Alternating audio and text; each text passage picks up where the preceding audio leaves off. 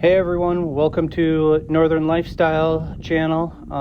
We're doing the Bacca Burrito 6-inch, episode 4, part 2. I went back out in the evening for 2 hours, charged the GoPro batteries back up, and got the proper swim baits. On the first one, I just had the 5-inch out on the boat, and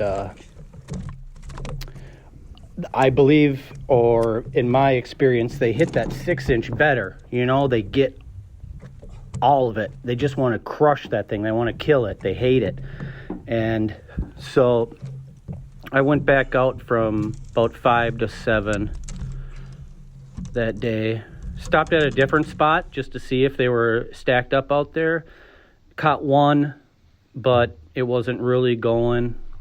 So just kind of waiting around, seeing what was going to happen. And my neighbor called, said he was going to come and help. So here he is helping me out.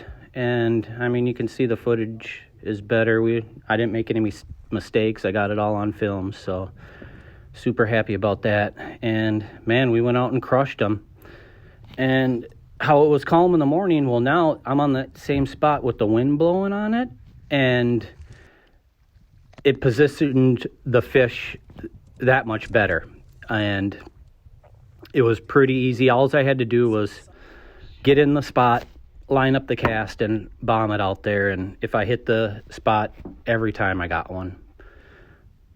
And I didn't miss too many times hitting that spot, because I could get it lined up real perfect, keep the boat there, and then John could hit record.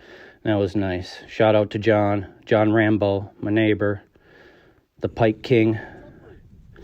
So yeah, I'm so wore out today. My back hurts, my knees hurt, my everything. And those are only 3-pounders. So, and this is just going to show you, man, don't ever estimate a big bait, and the fish won't hit it. These fish are mean, man. These little bass are mean. So I always think about going with a big bait. And this is kind of a, what do I want to say? You know, an expansion of the spark shad bite, you know, because I always like to expand on the bite, you know. So when I was doing that spark shad, I was testing different boot tails from smaller to bigger and just couldn't get bit. So that was going on. So imagine that from 5 days ago, they were biting that 4-inch, you know, pretty small swim bait, to crushing the Bacca Burrito 6-inch. Love this bait. Shout out to Gail Radcliffe, the king of this bait. Mike Bucca, we'll call him the prince of the bait. And I'm going to be the self-proclaimed joker of the bait. I love this bait. This is my favorite swim bait. I love it. And I really would like, if anybody wants to come up and do this trip and shoot a video, or if you want this bite on your YouTube channel, man, come on up, man. Take the trip. I'll put you on the spot, and man, we'll whale on them. Look at that big old pike. Funny thing about this was, I saw him jump way out there, and I was like so nervous I was just going to get bit off, you know, and these baits aren't cheap. Well, the way it was positioned in his mouth, the eyelet of the bait was just on the outside part where they kind of have that like little cheekbone or jawbone that's kind of like got a little separation in it.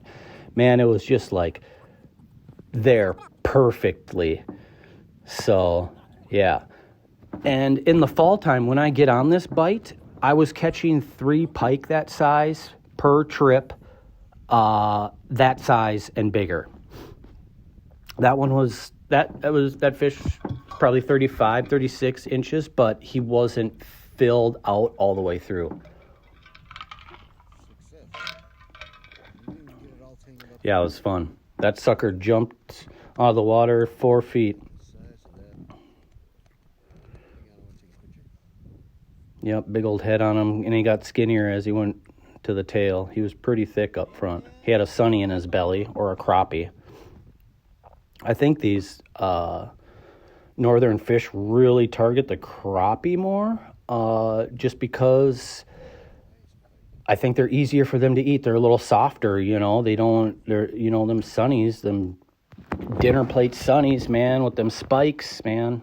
So that's kind of what I do when I'm fishing this bait, is I go for the crappie style more, if that makes any sense. And man, it was just one fish after another, you know, and they were choking it. A lot of times too, you know, it's important if they hit it one time, you know, sometimes they're going to hit it on the drop if you're fishing deep enough, because they just kind of like ram it. And I think they do that when you see me hitting or getting or setting the hook and then missing and then giving them line back, because they're coming back for it every time, guaranteed.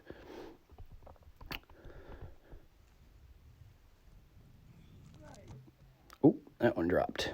And then also I got bit off once, which we'll see coming up here, I believe. Look at that beautiful Bacca Burrito bait. Northern Minnesota. Are you serious? Look at that. Fun times, man. Ooh, what's in that little jar there? Can't tell you. You got to come up and make the trip.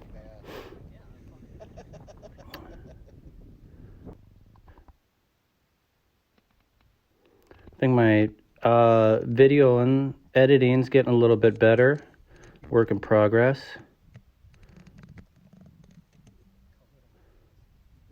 Look at that little runt. Just choked it. I almost have to use the pliers with every bait because they just hit it down so far.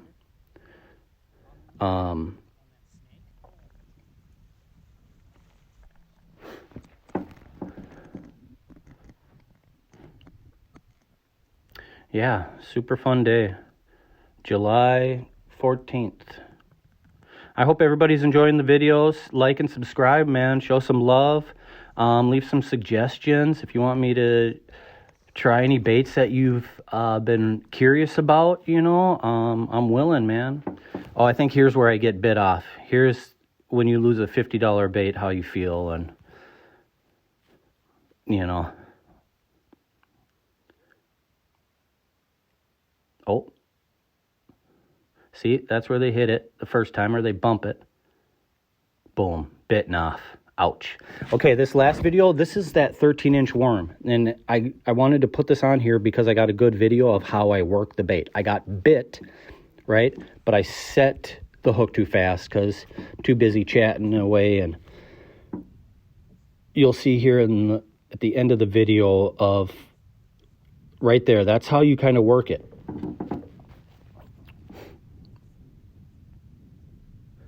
You can do it faster, slower. You know, you can really feel the slack in the line. It's like a bullwhip almost. It's really cool. Really cool bait. Boom, there's the hit. Right there. That's how you want to work it, man. And it's just big old gardener snake down there. All right, that's it for the episode, guys. Hope everybody enjoyed it. Thanks for watching.